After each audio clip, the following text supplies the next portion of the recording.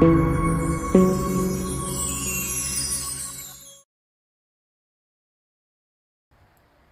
mensaje de hoy, mis amados, va a tener una estructura de 3 partes. Hashem, ¿qué nos quiere traer? Aparte de darnos a conocer sus instrucciones, 2 aspectos que debemos tener también pendientes y presentes para avanzar de acá en adelante siguiendo un objetivo. El cumplir con estas regulaciones va a implicar que actuemos y vivamos nuestras vidas como un sacerdote. ¿Ok?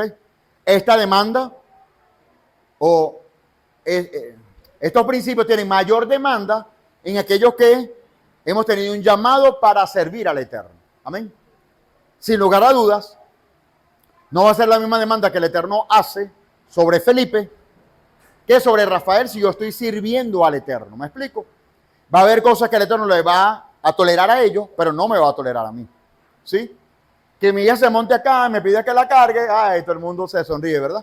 Pero imagínese usted, alguien de ustedes a su edad, venir por acá, para que yo la cargue. ¿Me explico? Entonces el Eterno no va a tener la misma demanda. Entonces estos criterios van a ser para quien tiene la demanda de parte de Hashem en servirle como sacerdote. Es allí el punto, ¿no? Entonces vamos a hablar sobre el perfil de un servidor en el reino. Y hablo de un servidor, y no me quedo solo en lo sacerdotal. Todo sacerdote es un servidor, pero no todo servidor es un sacerdote. ¿Ok? Pero son también importantes y tienen una gran demanda en la obra del Señor hoy día, en calidad de servidores. Y voy a partir acá de Filipenses capítulo 3, versículo 20-21. Dice, pero nuestra ciudadanía está en los cielos, de donde también esperamos al Salvador, al Señor Yeshua, el Mesías. Él transformará nuestro cuerpo mortal en un cuerpo glorioso, semejante al suyo, por el poder con el cual puede también sujetar a sí mismo todas las cosas. Entonces, la primera invitación que nuestro Padre nos va a hacer a través de su Espíritu por esta enseñanza es a elevarnos, a ser ciudadanos del cielo. El punto es que hoy por hoy muchos creyentes en el cuerpo del Mesías se comportan como ciudadanos terrenales. ¿Me explico? Y a veces hasta como ciudadanos carnales. ¿Me explico? No me importa. Hago como yo quiera, vivo como yo quiera. Y sabemos por las Escrituras que vamos a tener siempre demandas para vivir conforme a su voluntad y no conforme a nuestra voluntad. Entonces, dejo a la reflexión este texto donde el apóstol Pablo nos anima, ¿verdad?, a comprender que somos ciudadanos de los cielos. Y por ser ciudadanos de los cielos, nuestro cuerpo mortal va a ser transformado como fue transformado el cuerpo del Mesías una vez que resucitó, y con ello sujetar a sí mismo todas las cosas. ¿Por qué hoy por hoy no puedes sujetar todas las cosas? Porque estás en un cuerpo mortal, estás limitado, ¿sí? Y puedes ceder a la tentación y al pecado. Y va a ser una lucha continua. Pero en la medida que tú puedas tener revelación divina de que tú eres un ciudadano del cielo, vas a elevarte y vas a tener mayor dominio de aquellas cosas que te dominaron, ¿sí?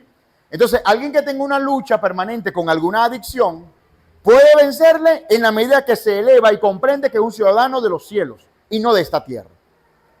Por el contrario, permítame trazar el contraste. Si usted es una persona meramente terrenal, usted va a creer que todo lo que le domina es incapaz o es imposible dominarlo. Eso siempre me gana a mí.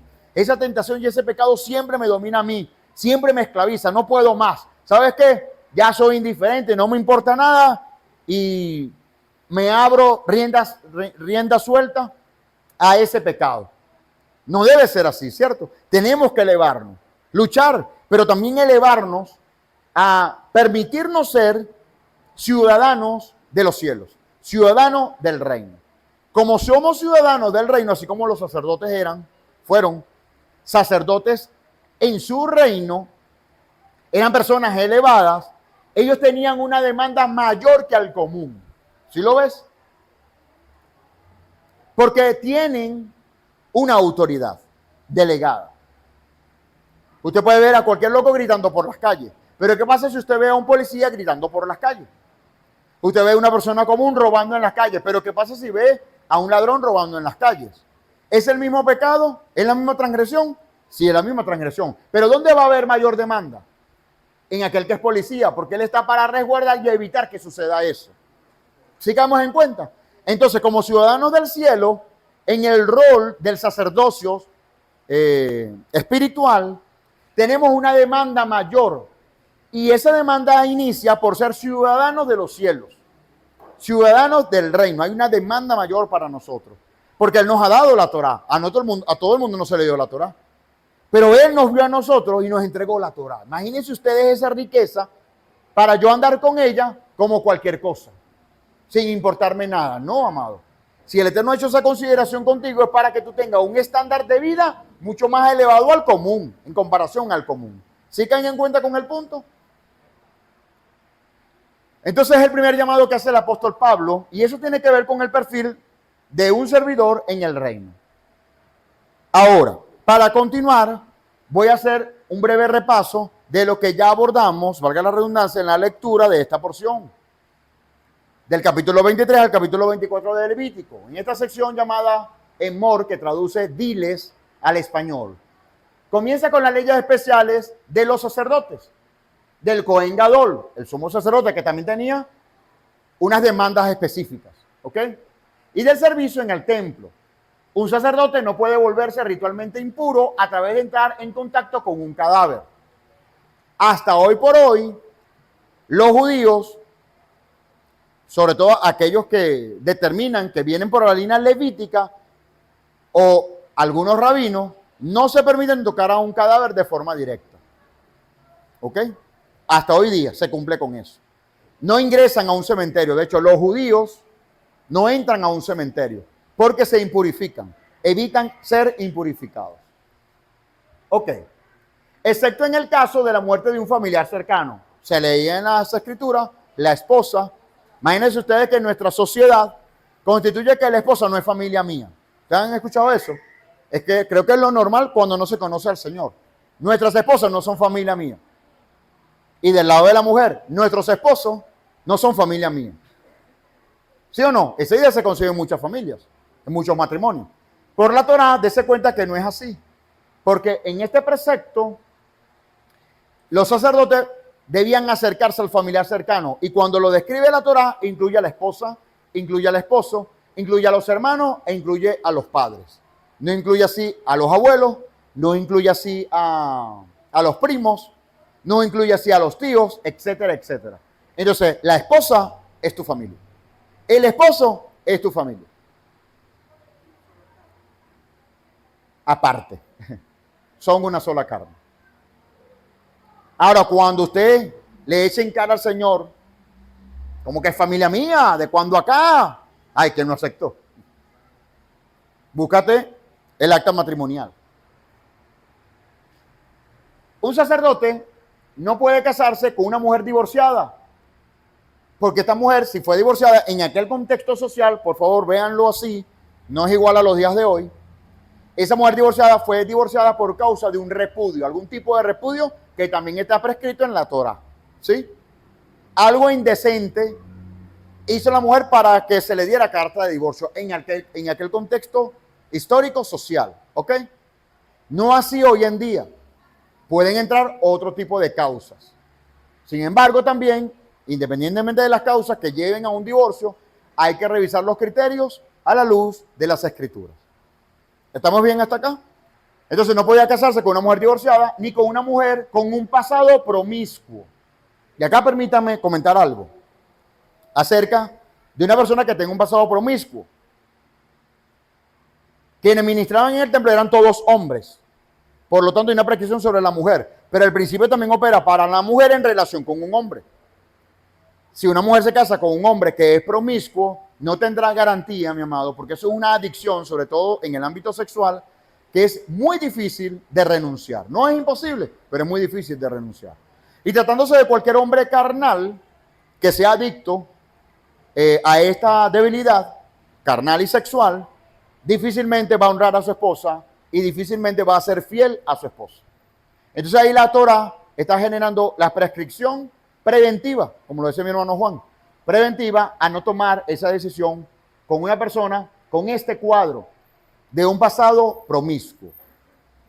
Lo otro es que cuando se tiene un pasado promiscuo, ese pasado quita el shalom en el hogar. Y esto es increíble, mi amado. Permítanme. Baruch Hashem, mi padre me libró de estos males. Pero siendo yo muy joven, cuando yo me acercaba a una pretendiente y sabía que esa pretendiente había tenido varios novios y había conocido íntimamente a esos novios, yo me abría de inmediato, mi hermano. Yo me abría de inmediato. Porque el tema, más allá de un pasado de borrón y cuenta nueva, es que se generan antecedentes. ¿Me explico? Y la persona que tiene un pasado promiscuo, salvo a una transformación divina de lo alto, que sí existe, es real, ¿verdad? Pero yo no quiero correr el riesgo. ¿Me explico? Mientras yo pueda prevenir por la palabra, prevengo por la palabra. ¿Sí me explico? Pero sin lugar a dudas, amado, una persona con un pasado promiscuo, ese pasado siempre lo perseguirá. ¿Me explico? Por relaciones pasadas, por relaciones del pasado. En una ocasión, obviamente, antes de casarme, siendo muy muchacho, tuve una pretendiente y notaba que ciertos hombres que la veían en la calle se le acercaban y la saludaban así con un acercamiento más allá de lo normal. Y luego yo, muy diplomáticamente, preguntaba, ¿y él es quién es? ¿Un viejo amigo? Sí, ese fue el novio mío en la universidad. Y después pasaba el tiempo, no, ese fue un amigo mío en la infancia. Pero nada serio. Peor. En este contexto social, que sea serio es malo. Y que no sea serio no es malo, es peor, mi hermano. Porque si no fue serio, significa que esa persona tuvo una vida libertina. ¿Sí lo ves? Entonces hay que huir de eso. Hay que huir de eso. Y lo otro es que cuando las parejas no son del todo transparentes, pero esconden un pasado, ese pasado tiene el derecho de perseguirlo hasta tanto una de las partes confiese su pecado. Entonces es una carga, amado. Eso es una carga. Entonces Hashem en su sabiduría, en lugar de detenerse en explicar y explicar y explicar, hijo, no te cases con una persona que tenga un pasado promiscuo. Eso es lo que dice Hashem. Y yo me le pego atrás. Y tu mujer tampoco te cases con un hombre con este pasado. Punto. Te ahorrarás dolores de cabeza. Te ahorrarás dolores de cabeza. Yo aprendí algo de mamá que para mí fue formidable. Si he alcanzado cierto éxito, un porcentaje de eso ha sido ese consejo de mamá. Mamá me decía, hijo, tú me ves a mí, ¿verdad? Madre soltera, ¿verdad? Divorciada. Pero a ti te digo algo, hijo. Cuando usted se vaya a casar, para que usted tenga una buena mujer, usted tiene que ser un buen hombre antes de casarse. Ay, ¿cómo es eso? Vamos, usted tiene que respetar a la mujer. Usted tiene que respetar a la mujer. Si usted respeta a la mujer, tú tendrás el derecho a tener una buena mujer. Yo todavía no entendía la profundidad de lo que ella intentaba transmitirme. Hasta que conozco la Torah y conozco el principio, ya logro entender la razón de ser. ¿Ok? Muchas veces no es una ley, son tendencias. ¿Sí? No tenemos éxito en el matrimonio por haber sostenido pasados que no hemos sanado.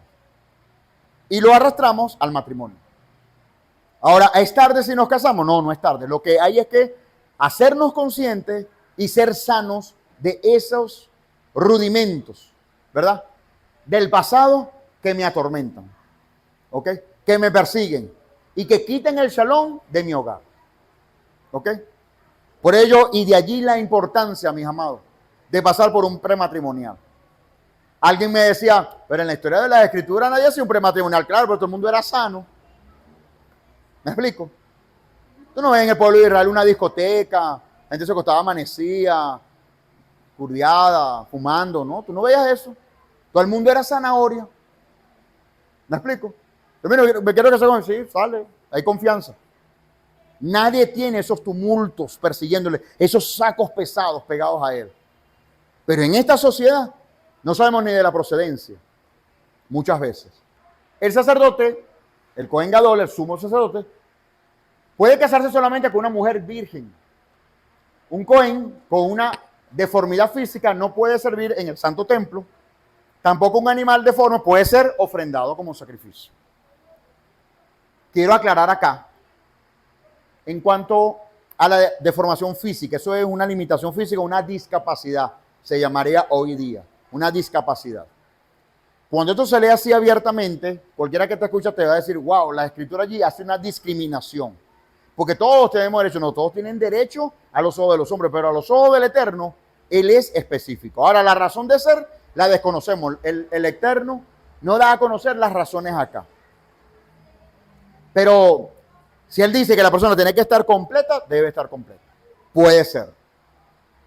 Hay comentaristas, esto es mera opinión, que creen que si hay una persona con una limitación física, si bien pudiera entenderse que hay una discriminación porque el Eterno no quiere cargar a la persona, ¿sabes? Ya la persona tiene un peso por su limitación. Entonces el Eterno le permite, no me sirvas así.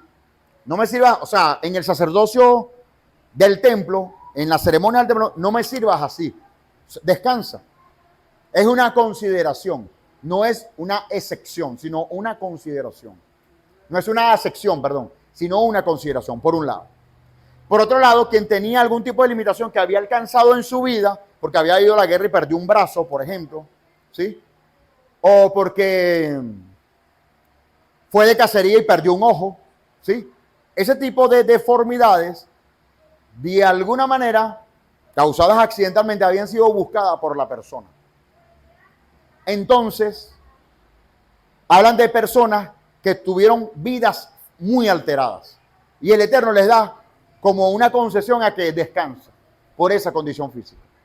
Entonces, una persona que está consagrada a Él, en el caso de los levitas, que estaban desde niños dedicados al oficio del templo, generalmente no iban a sufrir de ningún tipo de este tipo de limitaciones. Entonces el Eterno tenía esa consideración. En México, esto ocurrió en la vida real, en una congregación, una pastora enseñó sobre este principio y la acusaron de discriminatoria y la demandaron. La demandaron por televisión y todo, por los medios de comunicación y todo salió esto.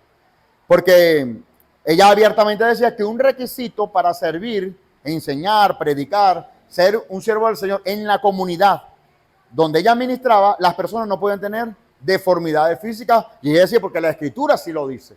Claro, eso tiene su sustento y eso hay que saberlo expresar.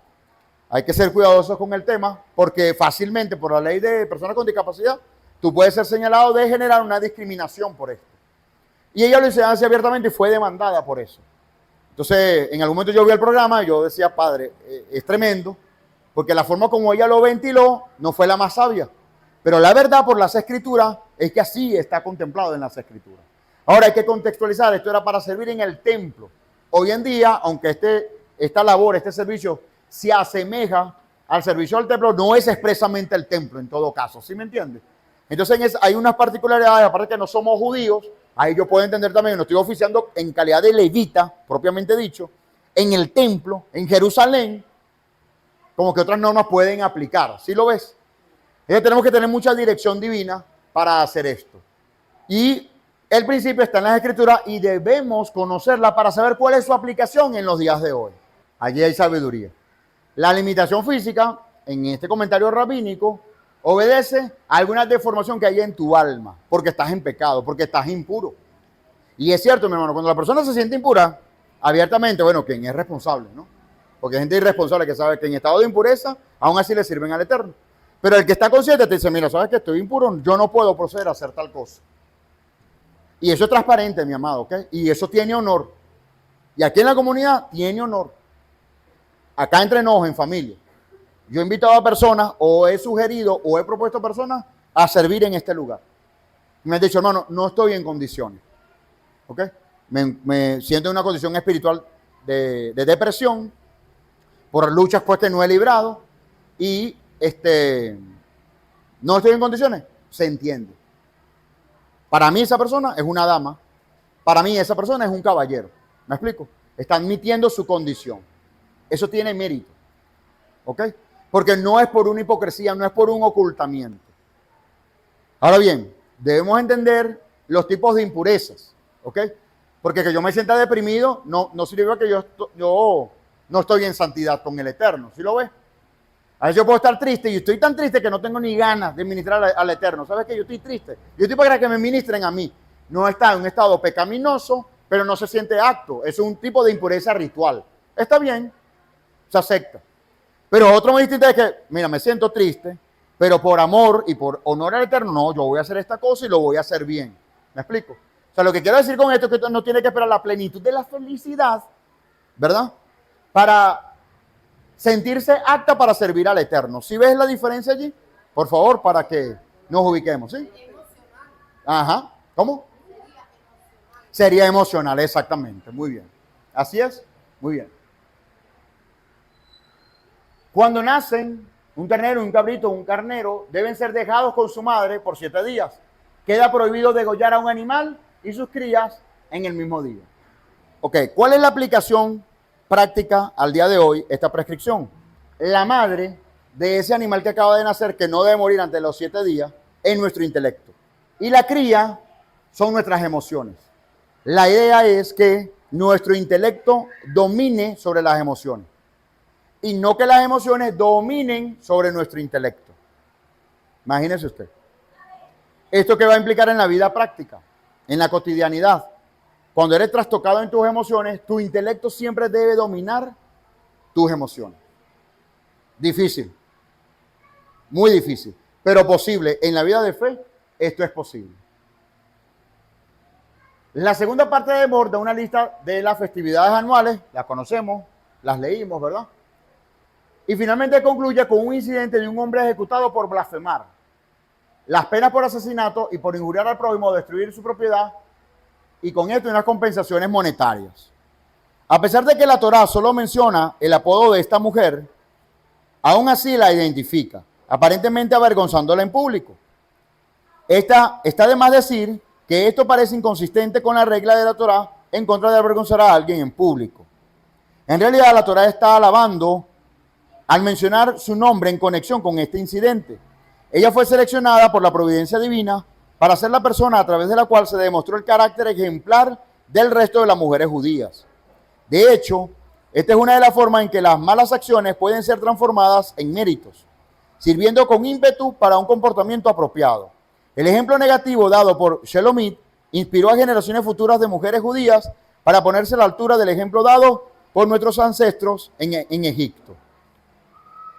En la Gemara se conoce que este incidente se da porque se genera una riña, lo leímos en la porción del día de hoy, se genera una riña entre un hombre que era egipcio y este hombre maldijo el nombre del Señor, profanó el nombre del Señor. Y esta mujer lo acusó, lo señaló, lo denunció. ¿Me explico? Y se pudo hacer justicia, se sacó a este hombre, se excluyó del pueblo, pero este hombre era egipcio, no era israelita, no era judío, no era hebreo. Era una persona completamente ajena al Señor y debía sacarse del pueblo por haber profanado el nombre del Señor. Entonces tenemos que cuidarnos, aún en la desesperación de profanar el nombre del Señor. Si somos guiados por nuestras emociones, podemos cometer el error, amado, muchas veces de profanar el nombre del Señor. Y eso no va a ser de bendición. De hecho, genera deformidades en tu alma que no te van a permitir que tus plegarias sean escuchadas en lo alto. Lo que leímos previamente en el comentario rabínico que compartía mi hermano Juan. De este escrito apostólico, Marcos capítulo 12, versículos 28 al 34, sobre el gran mandamiento que nos enseña Yeshua. Entonces los fariseos, oyendo que había hecho callar a los saduceos, se juntaron a una.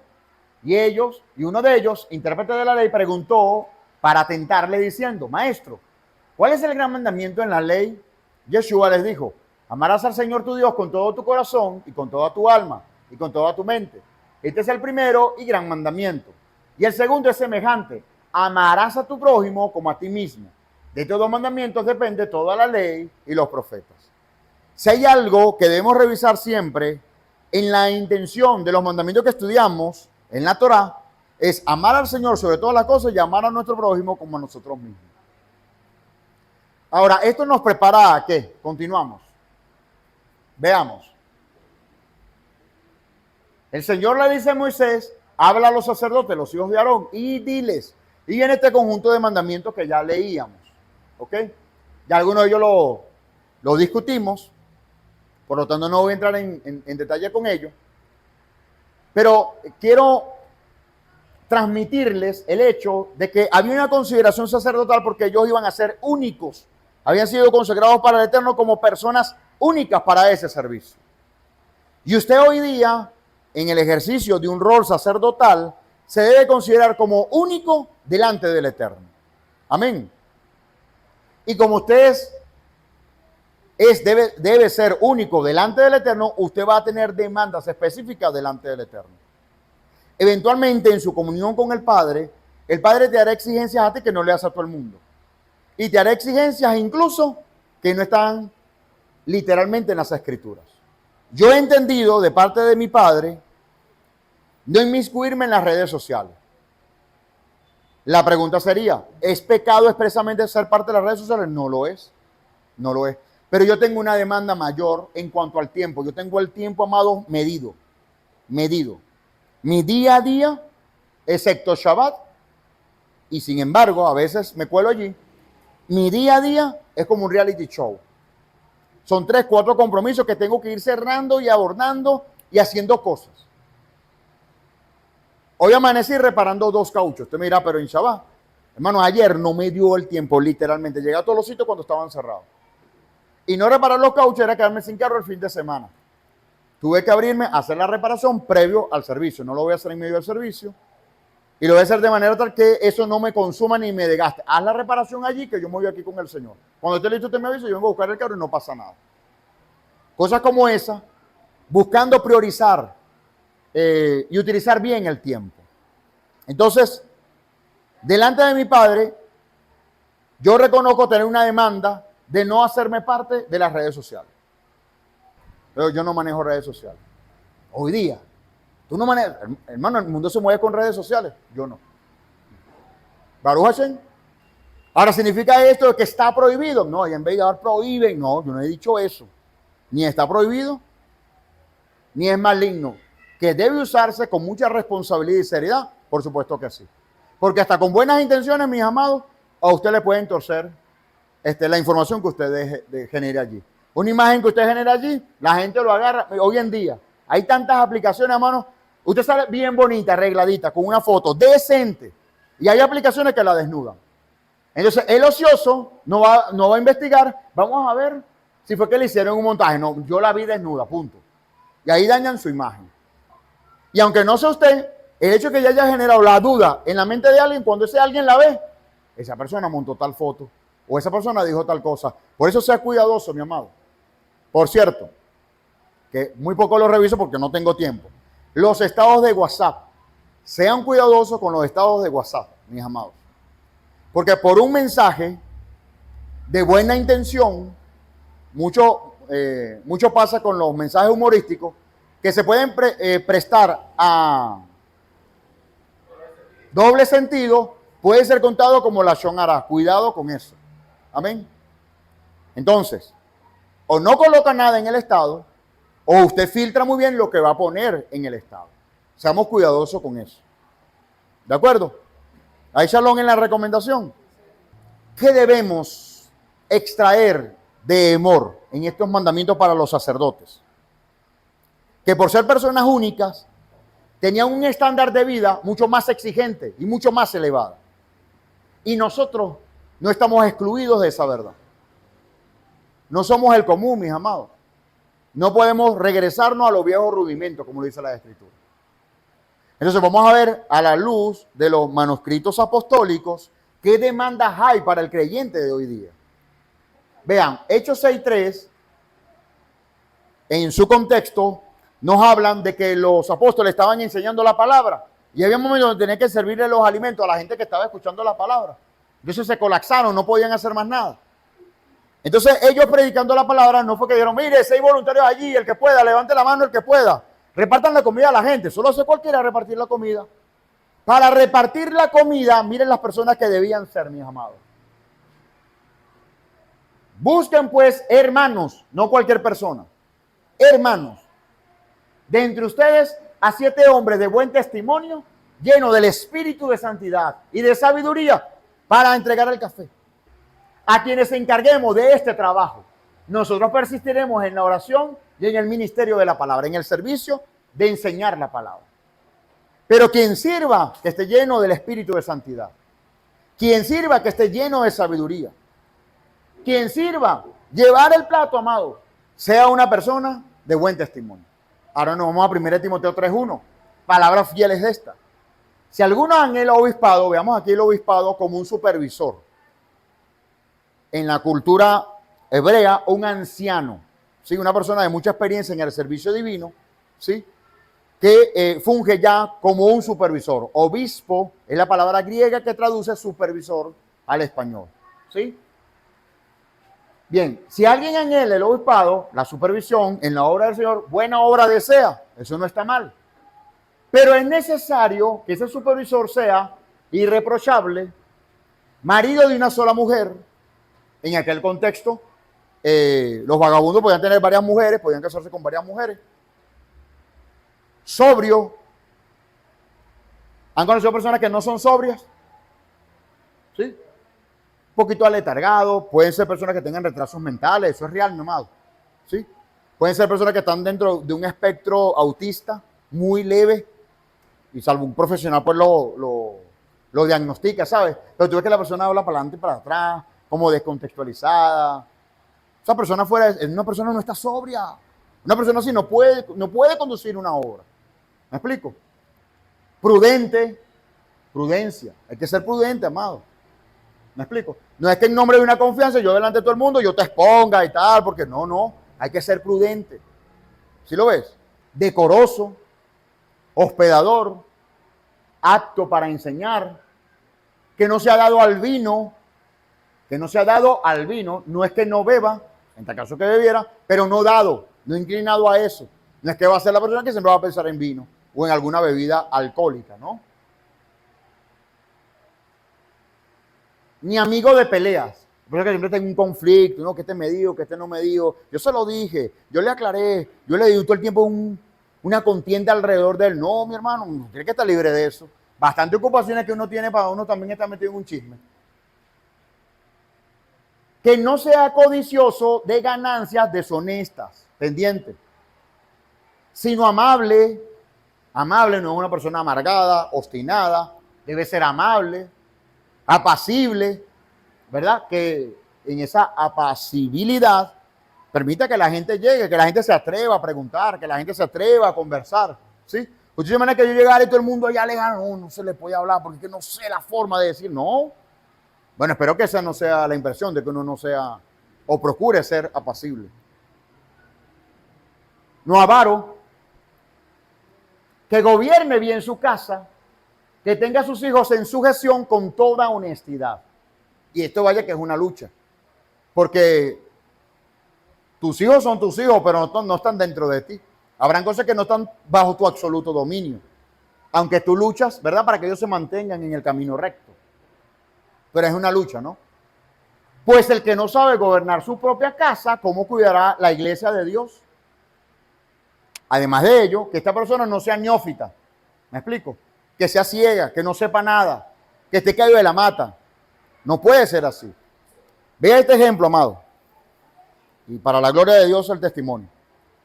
De retorno de Colombia, en uno de las alcabalas de control, para pasar allí la zona fronteriza, nos van a revisar el equipaje y entonces ven una Biblia y el oficial pregunta, ¿ustedes son cristianos?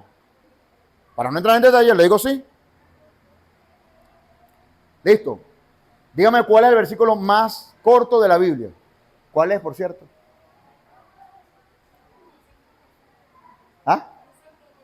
Esa misma.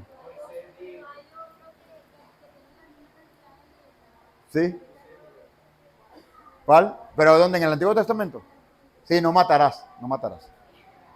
El oficial pregunta, ¿cuál es el versículo más corto de la Biblia? Y yo le digo, Jesús lloró. ¿Dónde se encuentra el Evangelio de Juan? Listo, voy a cerrar eso y vete. Bien. Pero aparte, debo admitir, hizo una segunda pregunta. ¿Y del Antiguo Testamento? Le dije, no sé. Pero te respondí una, le dije yo, ¿no? No, no. Eso, el chofer quedó con la curiosidad. Ay, ¿cuál es la del Antiguo Testamento? Nunca lo había visto así. En estos ejercicios de dinámica de teología bíblica, habíamos aprendido que el más corto es Jesús lloró. No caímos en que si era Nuevo o Antiguo Testamento. El texto más corto de la Biblia, Jesús lloró. Entonces cuando él pregunta, ¿y del Antiguo Testamento? No te sé la respuesta, le digo yo. Me lamenté mucho porque estudiamos bastante, nunca había caído en esa pregunta. Entonces él dice, no matarás. No hurtarás, ni mentirás. Tienen exactamente las mismas palabras, entonces no es la única. Hay 3. Entonces se echa a reír. Pero eso nos dio el derecho a no seguir revisando. Váyanse. ¿Qué comprobó él allí? Más allá de la informalidad, pues, porque no le mandan, hágale esta pregunta así, no. Pero, ¿qué pudo asegurar él allí? O sea, son gente que son cristianos. Que era real, exacto. Que no es la persona que me está mintiendo acerca de ser cristiano o no. ¿Sí lo ves? Y eso le dio, ese es mi punto. Ese es mi punto. ¿Me explico? Si yo estoy cayendo la mata, no me acuerdo. Es que ni sé. Abre todas las maletas, sácalas de ahí. La desconfianza es su divisa. Cuidado, ok. No sea que envaneciéndose caiga en condenación del diablo. También, porque el neófito se envanece. Se puede envanecer. ¿Ok? Porque ¿qué pasa con el neófito? A diferencia del ignorante, el ignorante sabe que él no sabe. Pero el neófito cree saberlo todo y no sabe nada. Peor todavía porque se autoengaña.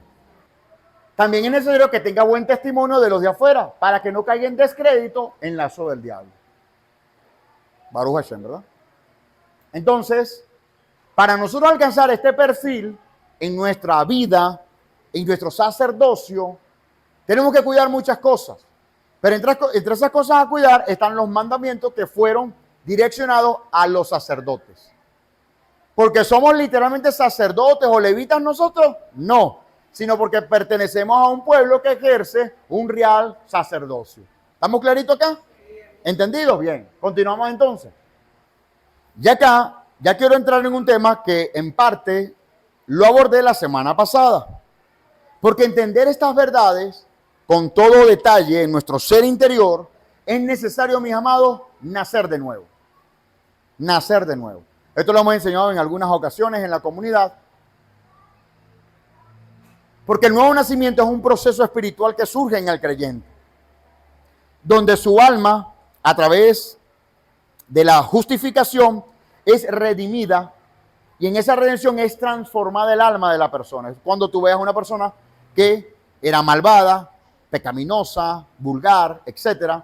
Y cuando conoció al Señor, sufre una transformación y deja de ser quien fue toda su vida, estando sola o estando en público.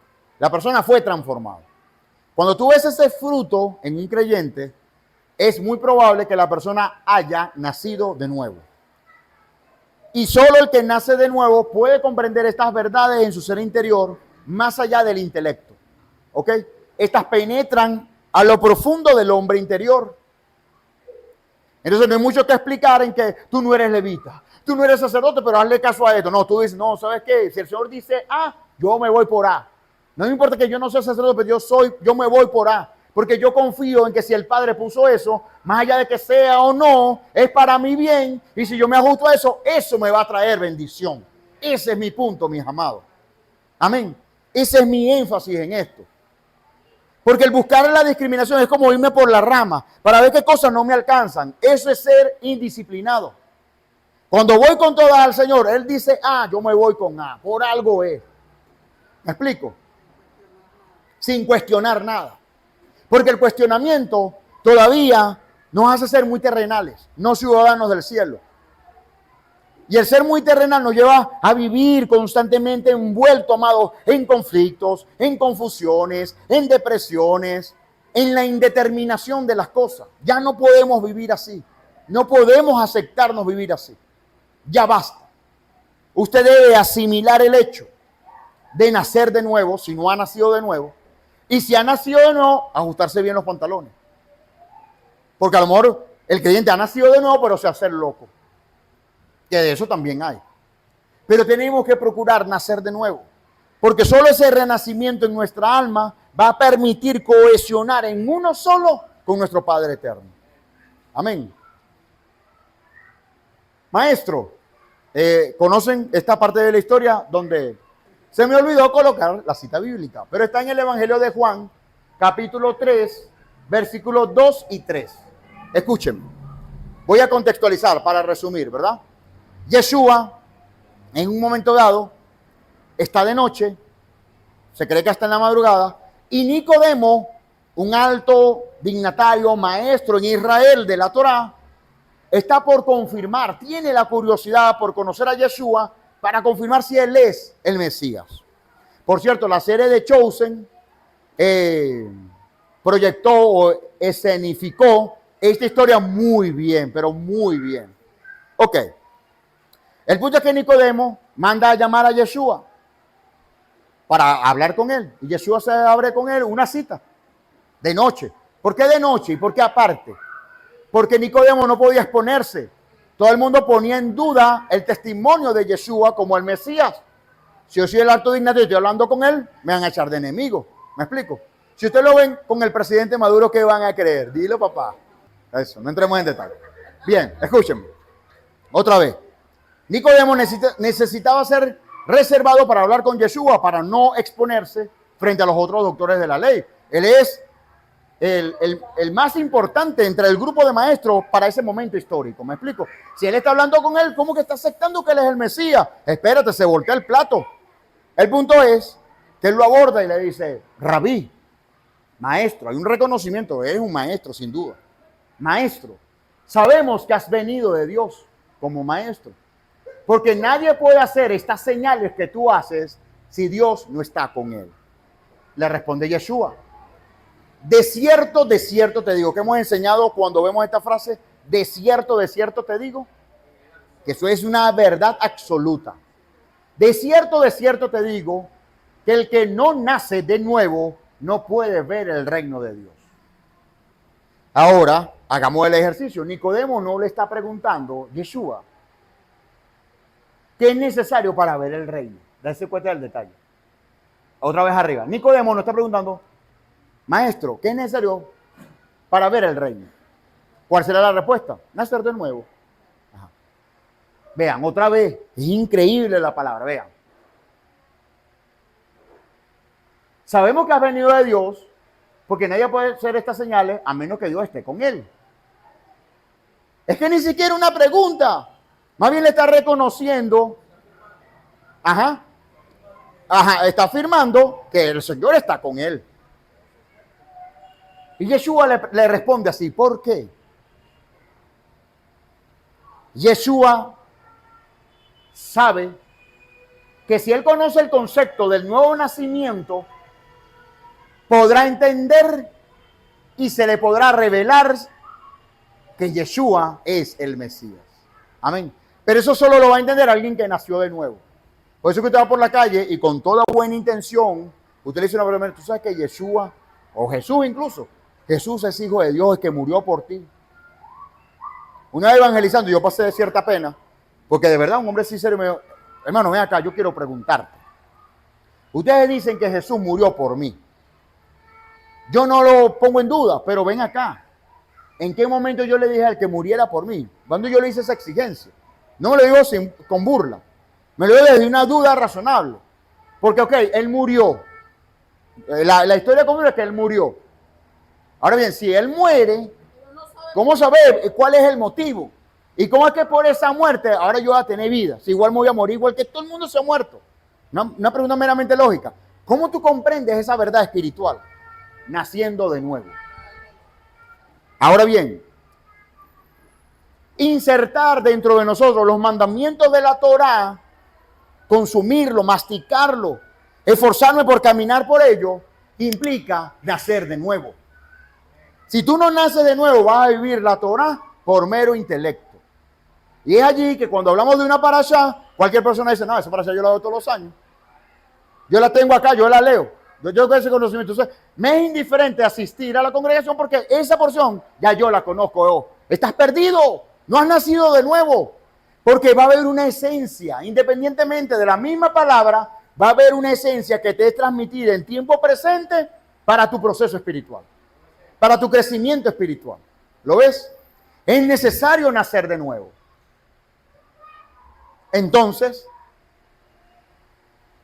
¿y por qué nacer de nuevo? Porque el que nace de nuevo puede ver el reino.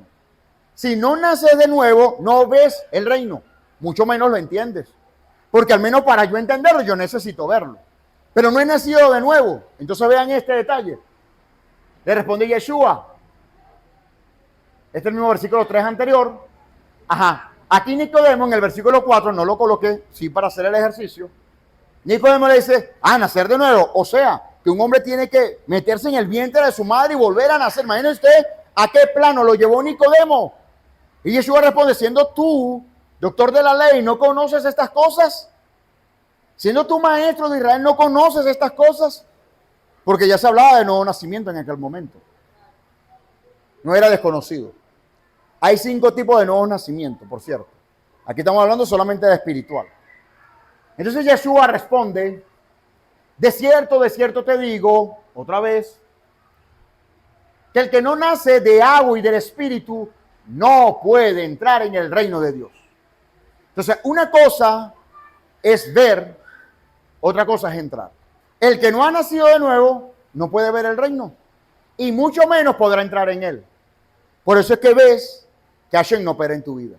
Por eso es que ves que la vida de fe se te hace superficial a veces. Hay etapas de la vida donde no, ni el Señor me escucha, ni tengo fuerzas para orar, ni aun teniendo buenas intenciones, queriendo hacer las cosas bien, salen las cosas bien. ¿Por qué? Porque no has nacido de nuevo.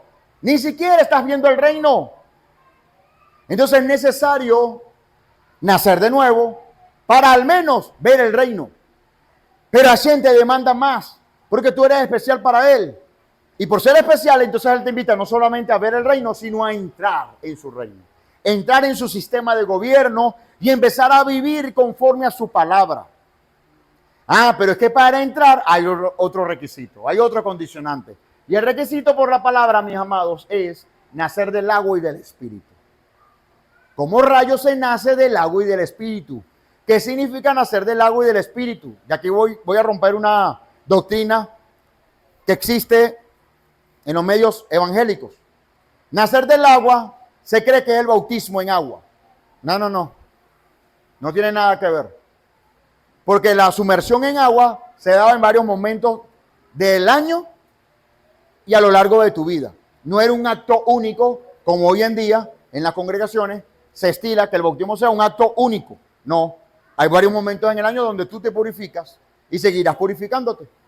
Entonces queda descartado que nacer del agua es ser bautizado. No es eso. Porque entonces, como esto es cíclico, mira, estemos vivos y tengamos necesidad de ser purificados, vamos a ser purificados en agua. Entonces no es que tú naces tantas veces de nuevo. Tú naces de nuevo solamente una sola vez. Entonces descartamos la idea de que es el bautismo en agua, no es el bautismo en agua. Otros dicen que es conocer a Yeshua, porque Yeshua dijo que Él es el agua de la vida, el que beba de Él nunca tendrá sed jamás. Tampoco es eso. Aunque ciertamente Yeshua es el agua de vida eterna, creer en Él no te hace nacer del agua. Pero me detengo un momento y reflexiono en lo siguiente. Necesito nacer. ¿Qué es un nacimiento? Es el inicio de una vida. Eso es un nacimiento. Cuando nace un bebé, el inicio de una vida. Entonces, nacer del agua es el inicio de una vida por medio del agua. ¿Qué agua? La Torá. La Torá, mi hermano. Ni siquiera la Biblia en su totalidad. Porque cuando Yeshua enseña esto, no existe el Nuevo Testamento. Entonces es la Torá pura. Nacer del agua, mi amado, es envolverte en la Torá, sumergirte en la Torá, en lo que ella contiene, sus mandamientos, su palabra viva, qué me aplica, qué me demanda, cuál es mi estándar, dónde debo mejorar. ¿Me explico? Es leerla y releerla, es meditar en ella, es escucharla, es estar allí. Eso es nacer del agua solamente. Creo, ante esta verdad, y pasa mucho en los medios judaicos, que la gente nace del agua. Si hay alguien que conoce Torah es el judío. A veces hasta de memoria, los niños.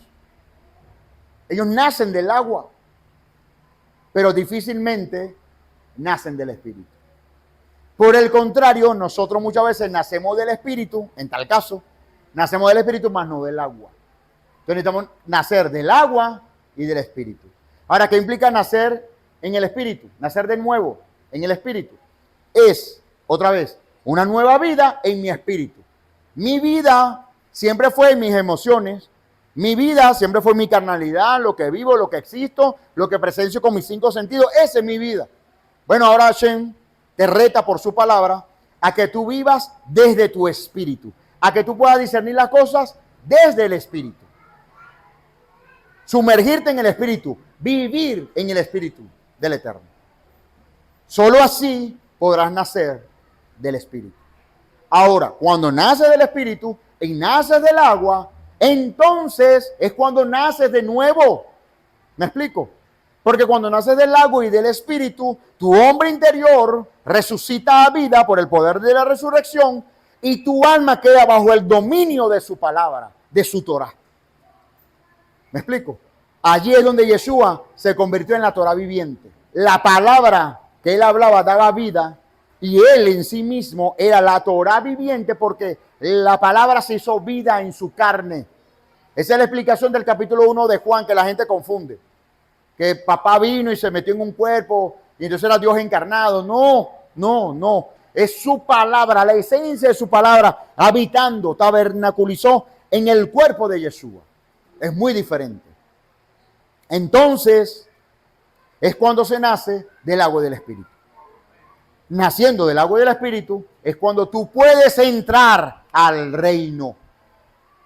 Entras al reino.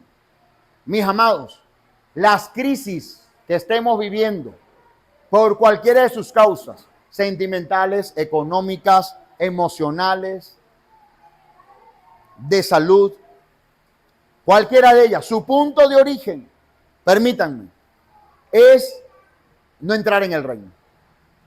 Cuando tú entras al reino, no es que quedas libre de todo conflicto, no.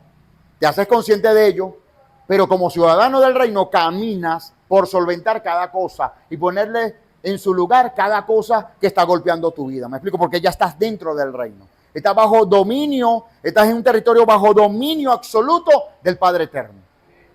El ejemplo que dictaba en Colombia en este particular, que parte de esto lo enseña ya. Si yo quiero estamos llamados a entrar en el reino, ¿por qué? Entre otras cosas, porque somos ciudadanos del reino. Si eres ciudadano del reino, ¿cómo que no vas a entrar? Tienes que entrar porque si no dejas de ser ciudadano. ¿Cómo soy ciudadano de un país si no estoy viviendo en el país? Entonces el ejemplo que daba allá, si yo me voy a hacer ciudadano colombiano, necesito conocer las leyes, las normas, la constitución y adoptarme a todo ello. No es que yo voy a estar en contra, porque si no cumple el requisito de hacerme ciudadano colombiano. ¿Me explico? Puede que yo esté en contra de todas las leyes colombianas. ¿Qué me van a decir? Bueno, no hay problema, quédese con su ciudadanía venezolana, pero ciudadano colombiano no podrá ser porque usted no está aceptando nuestras condiciones. Traslada el principio al reino de los cielos. Los mandamientos que acabamos de estudiar son parte de los ejemplos de vida para un ciudadano del reino. No se trata que sea judío, no se trata que sea gentil, se trata de que tú seas un ciudadano de los cielos. Si tú eres un ciudadano de los cielos, vas a comerte como un manjar estos mandamientos y vas a esforzarte por vivir por esos mandamientos. Y eso te va a habilitar ser un ciudadano del cielo. En consecuencia, te permite entrar. Entro al reino porque yo soy ciudadano del reino. Ahí es cuando empiezas a ver el fruto. Claro. En la medida que tú vivas en consonancia, en obediencia, vas naciendo del agua. Porque es un proceso. No es un acto único, pero que le antecede un proceso. El bebé nació. ¿Cuántas veces nació él? Biológicamente hablando, una sola vez. Pero él antecedió un proceso de 9 meses, u 8 meses, o 7 meses. Hubo un proceso de crecimiento, ¿sí? Se formó primero su corazón. Increíble. No fue los pies, la cabeza, el cuerpo vacío y después... No, el corazón. El lati no tiene forma. Es increíble. ¿Por qué? ¿Dónde habita, según la palabra, el alma del ser humano? En el corazón. Por amor a Dios. Cuando ya hay latido, ya hay vida. ¿Cómo me pueden decir que biológicamente hay cualquier... No recuerdo los términos biológicos, pero hay cualquier... Como no hay un cuerpo, no hay vida. Por Dios, está latiendo el corazón. Allí hay vida. Y empieza a formarse, a desarrollarse, a crecer hasta que llegue el día del nacimiento. Nosotros estamos, amados, como esos fetos. No sé de cuántos meses. Pero estamos allí de meses para nacer de nuevo. Ahora, ¿qué pasa cuando nace de nuevo? Contrastándolo en el ejemplo de un bebé. Él vivía dentro de un vientre, ¿sí? Era una iluminación rojiza por la luz que de alguna forma ilumina el vientre de su madre. Y comer ni siquiera por su boca, por el ombligo. Feliz, nadando, ¿verdad? Y de pronto te hacen sacar de ese lugar. ¿Qué es esto? Por eso es que lloran, porque lo estás exponiendo a una atmósfera completamente diferente. Van a respirar por primera vez aire cuando salen de la barriga. Tú vas a respirar el aire de su espíritu cuando Él te saque de un nuevo nacimiento. Impresionante, hermano. Por eso es que la Torah no es para todo el mundo. Porque el Eterno discrimina. No, es que la gente no está dispuesta a nacer de nuevo. A veces no están ni dispuestos a ver el reino. Porque hay gente que lo ve, no entra, pero lo ve. Necesitamos ser ciudadanos del reino. Entrar en él. Entrar en el reino. Amén. Ese es el proceso, mis amados. Entonces necesitamos nacer del agua, su palabra. Nacer del Espíritu en comunión, ayuno, oración constante. Créanme, mis amados, cuando en el grupo les pongo, oremos, acompáñenme a orar, vamos a orar, hora de la oración, saludos, buenos días, hora de la oración. Estoy propiciando que nazcamos en el Espíritu. Que tengamos conexión con el Padre Eterno en el Espíritu. Porque solo así, amados, tendrá sentido nuestras vidas.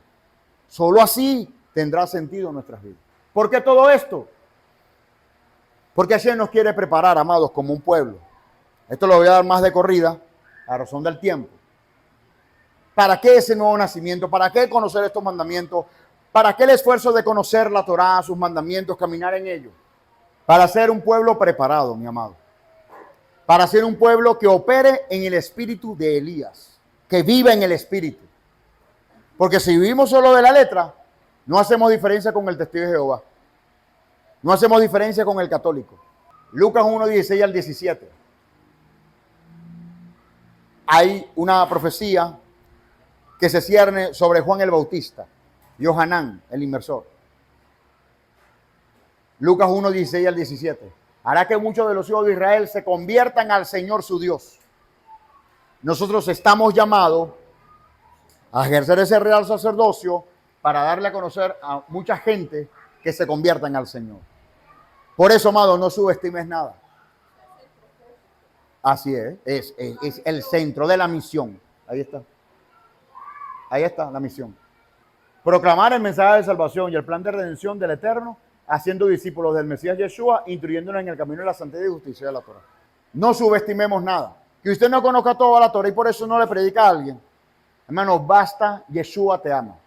Yeshua quiere cambiar tu vida. Hay una esperanza. Esta persona de Perú hubiese quedado como cualquier persona, sí, mucho gusto, ¿cómo estás? Y listo, quedó allí. No, hubo esfuerzo de parte de ella por conocer la palabra. Hubo esfuerzo de nuestra parte como instrumentos del Eterno, porque es por Él y para Él, no por mí, de enseñarle la palabra y quería más y toma palabra y quiere más y toma palabra y quiere más y toma palabra. Mire todo lo que el Eterno ha hecho. Ahora por medio de ella otras personas quieren creer. Y ella me dice, Roé, yo no conozco la palabra para decirle por qué tienen que creer. No se preocupe, hija. Eso déjemelo a mí. ¿Ok? Usted lo que tiene que decirle es qué ha hecho el Señor con tu vida. ¿Sí? Sus padres que tienen una guerrilla contra ella. Y ahora que hago cuando regrese, usted le va a decir las maravillas de las cuales usted fue testigo. Y de las maravillas que el Señor hizo con tu vida. Usted le va a transmitir eso. No es trabajo suyo si creen o no, si se burlan o no. Usted le va a decir lo que el Señor ha hecho con usted. Más nada. Que luego el Señor se encarga de ello en la bajadita.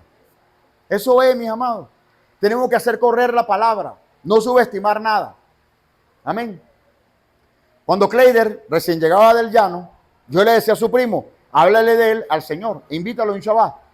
Pero Rafa, eso no va a creer en nada de eso. Eso es lo que tú no sabes. Háblale. No tienes que enseñarle la palabra. En este caso, si no conoce la palabra, invítalo y Hashem hace la obra. ¿Quién iba a imaginar que ni siquiera por invitación expresa o abierta del primo, al final él llegó? Pero hubo así como que una apertura porque, bueno, él dijo, bueno, si Rafael lo está permitiendo, bueno, él puede venir. Y hoy por hoy, Hashem le ha transformado, ¿o no, mamá? Ahí está en pie. ¿Sí?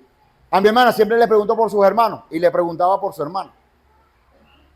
Y fue dándose el tiempo. Obviamente, no hay que obligar a la gente, no hay que empujar. Obligado nada es bueno. ¿Cierto? Pero se fue dando el tiempo. Ajá, pero ¿cómo llega mi hermana? Por sus hijas. Y sus hijas por otra persona. Y otra persona por otro. Y así, amado. Pero a veces no es el mensaje perfecto que la gente va a quedar quebrantada llorando para que acepte la verdad. No. Es partiendo de un amor genuino. Eso sí, genuino. ¿Sí? Mira, ¿sabes qué? Hashem puede cambiar tu vida. Dios puede cambiar tu vida. Y si la persona accede, la persona puede ser transformada. Amén. Entonces, nosotros estamos llamados a este compromiso, ¿verdad? Para que muchos se conviertan a Él. E irán delante de Él con el espíritu y el poder de Elías para hacer volver los corazones de los padres a los hijos y de los rebeldes a la prudencia de los justos. ¿A qué se refiere esto? A una restauración familiar. Alguien me decía hace tiempo, es tremendo, la Torah habla de todo, pero no habla de la restauración familiar. No, no vuelvas a decir eso. No lo digas. Porque si hay algo que tiene la Torah, son los principios para hacer volver a los hijos a los padres y a los padres a los hijos.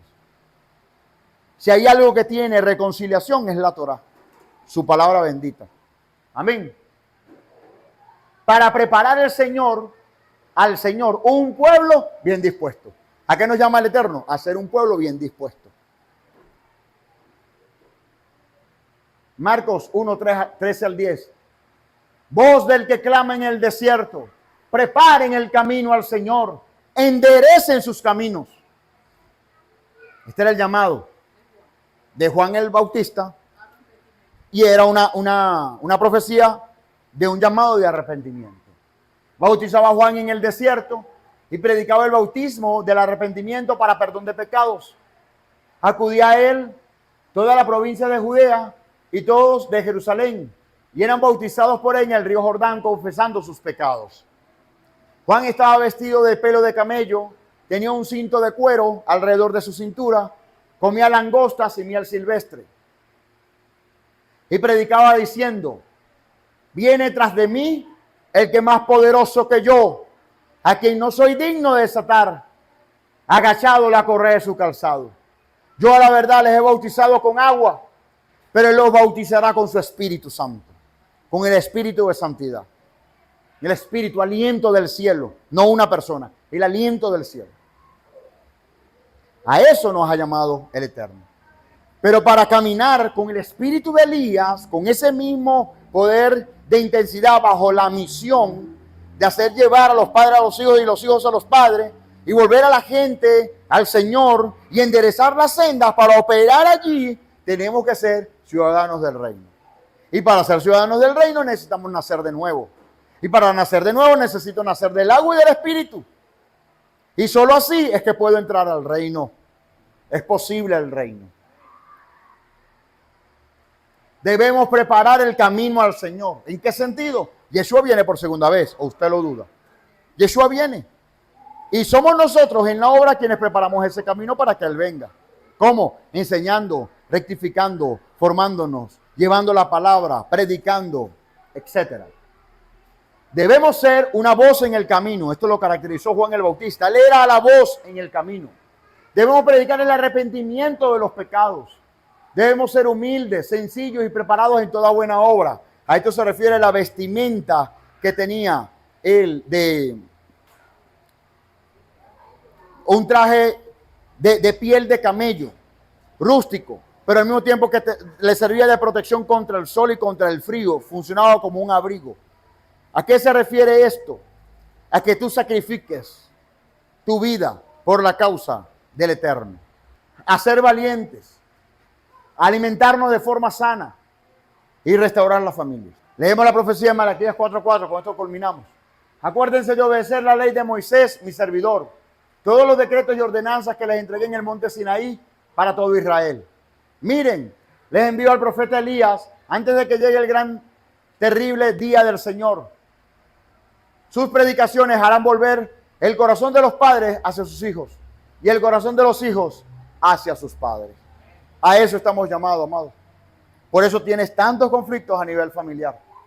Porque tú no podrás sostener el espíritu o la unción de Elías para restaurar familias, a no ser que salgas de los conflictos familiares. A no ser que tengas las vivencias de los conflictos familiares. Amén. Gracias, Padre, te doy por esta enseñanza que nos abre los ojos y nos llama a una profunda reflexión del rol que nos corresponde en estos días, que son como los días de Elías. Enséñanos, Señor, a caminar según sus designios, para que conforme a ellos seamos una voz en el desierto. Levántanos, Padre, haznos conscientes de nuestros propios conflictos, para ser liberados de ellos, confrontándolos, sanándonos, perdonándonos, en el nombre de Yeshua. Propicia, Padre, el nuevo nacimiento entre mis hermanos. Trae un fruto apacible en aquellos creyentes en los cuales nadie ha creído, y levanta a los padres al servicio de tu obra y sabrán que han nacido de nuevo. Danos el fruto, Padre, en el nuevo nacimiento, para que te sirvamos con todo compromiso, no desde el asimilamiento de un conocimiento intelectual, sino desde una verdad que nos convence desde nuestro espíritu, desde nuestro hombre interior. Ayúdanos. Ya no queremos solo ver el reino, queremos entrar, Señor, al reino. Queremos, Padre, nacer de nuevo. Queremos, Padre, ser ciudadanos del reino.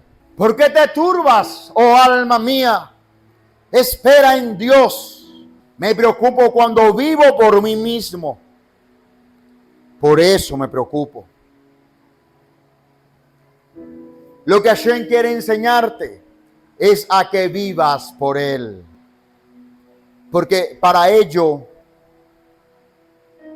has muerto a tu carne, para que resucites en el poder de la resurrección del Mesías. Ya no vives para ti, como le enseña el apóstol Pablo. Ya no vivo yo, porque ahora todo lo que vivo es por causa de Yeshua. Porque lo que ahora vivo, lo vivo en la fe por el Hijo de Dios. Con Yeshua, con el Mesías, estoy juntamente crucificado. Y ya no vivo yo, sino que vivo lo que vivo por fe, por causa de Él. Gálatas 2:20. Padre, ayúdanos a nacer de nuevo. Haz un vuelco, Señor, en esta casa. Levanta a los pequeños. Despiértalos. Anímanos por medio de tu espíritu. Que la unción de Elías, Señor, empiece a mover en medio nuestro, Padre. Que dejemos de caminar como gabaonitas, dando lástimas. Que ya no profanemos tu nombre con nuestro comportamiento, con nuestro accionar. Antes bien, que muramos a nuestras propias pasiones y que vivamos por ti. Solo si vivimos por ti, tú tendrás cuidado de nuestras vidas. Propicia nuevo nacimiento, Padre. Que las adicciones no nos dominen. Que el viejo hombre no nos domine. Que los viejos rudimentos ya no nos dominen, Padre. Que seamos conscientes que es una lucha diaria, viva. Y tal cual como si estuviera cumpliendo con un tratamiento médico. Tenga por tratamiento mi encuentro con tu palabra, mi tiempo de oración, mi búsqueda hacia ti, mi búsqueda hacia tu rostro, Padre. En el nombre de Yeshua. Padre, trae consigo sanidad a los cuerpos de mis hermanos si se encuentran enfermos. Trae libertad, Padre, al corazón de aquel que se encuentra enlutado. Trae consuelo a aquel que no tiene fuerzas.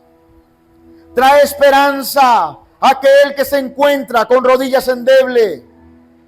Padre, permítenos que aún el débil entre en el camino, en la senda, en el nombre de Yeshua. Despiértanos por medio de tu Espíritu.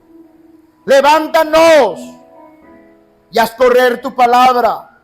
Aquellos que por fuerza mayor no pudieron acercarse en este día a recibir tu palabra, o aquellos que han subestimado tu palabra, que es viva y eficaz y más cortante que espada de doble filo. Alienta, Padre, cada vida, cada corazón. Alienta gente al servicio de tu obra. Alienta gente al servicio de la administración, de los cánticos, de las alabanzas, de la instrumentación, al liderazgo. Multiplícanos, Padre. Genera una transición en medio nuestro. Que los que se queden atrás den testimonio de que tú estás con nosotros. Es tu obra, Padre. Es tu obra. Ayúdanos. Ayúdame. Ayúdanos. Ayúdanos a preparar el camino al Señor. A enderezar las sendas. Sean todos fortalecidos, mis amados. Que Hashem les lleve con bien, así como les hizo llegar. Que sea una semana de bendición, de muchas victorias. Amén. Que sean prosperados en todo. Que Hashem traiga a sus vidas emprendimientos, a sus vidas, a sus almas, a sus mentes. Que el Eterno añada toda prosperidad y todo bien, y les colme de todo bien. En el nombre de Yeshua. Somos todos bendecidos y despedidos de este lugar, mis amados. Shalom.